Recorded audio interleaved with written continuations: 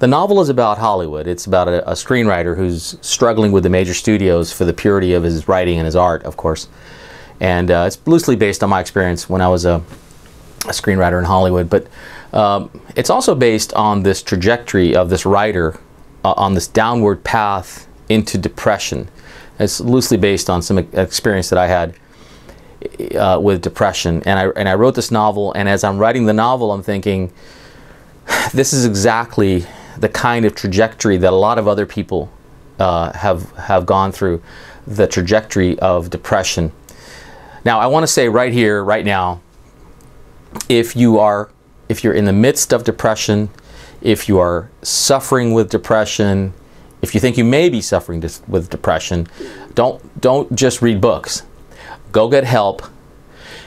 You know, if you need to, take medication, get professional help, get a therapist, you know, get the help that you need. What I'd like to offer is that this novel Screenwriter, about this writer, is also about depression and is kind of a blueprint for the stages of depression. So I'm going to be posting these videos every few chapters, kind of guiding the reader through not just the novel, because the novel is kind of self-evident, but guiding the reader through these stages of depression. Like in these first few chapters, the character is overcome by depression. Depression gets his attention. It's my belief that depression's there to teach you a lesson.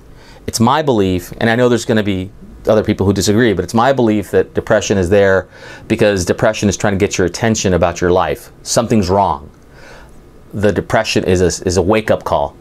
Now, I know there's some kinds of depression that are organic, that are that are physical in nature and not psychological. I think by and large the majority of depression is psychological. It can be treated with talk therapy. I think it can be treated with the knowledge that there is a light at the end of this very, very dark tunnel. And if you've ever been in a depression, you know it's how hellish it is, and the experience is so painful. So I want this to be a kind of heads up that there is a finish line to this thing, that depression just does have a final outcome, that it is your life trying to get a hold of you and trying to tell you, listen, there's something wrong with your life. As you can see in the following chapters in this book, this character descends into depression. At first, he doesn't know what's wrong with him. He doesn't know what's happening to him. He thinks he's going crazy. That's the first part of depression.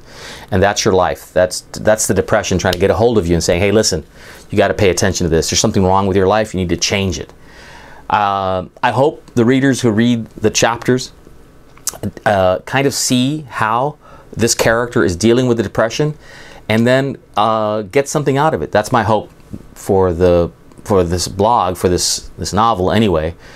And that's it. Like I said, if you are suffering through depression, don't isolate.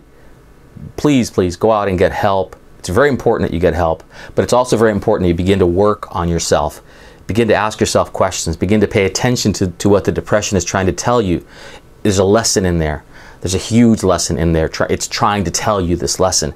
And as you see in the succeeding chapters of this book, the character begins to discover what those lessons are and how his life needs to change and why the depression came and what it means. And I think if you get anything from the book, I hope you get that.